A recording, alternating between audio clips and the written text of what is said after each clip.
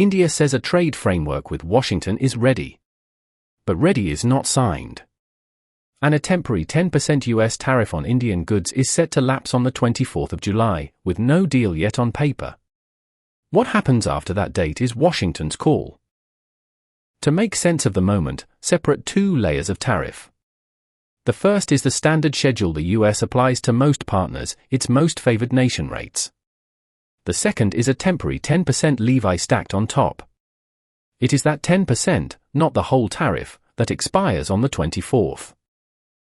So the deadline is a pressure point, not a cliff edge. If the 10% lapses without a deal, Indian goods do not become tariff-free. They revert toward the underlying most favored nation rates.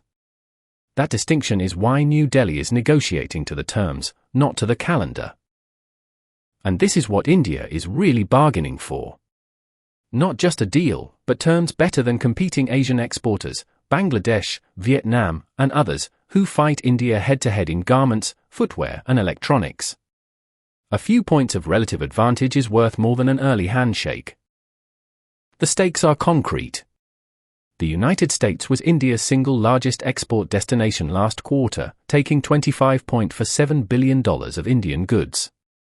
A regime that leaves Indian exporters worse off than their rivals would bite directly into that flow. Until a text exists, the safe conclusion is that the two sides are close on architecture and still bargaining on price. The decision on the deadline lies with the US government.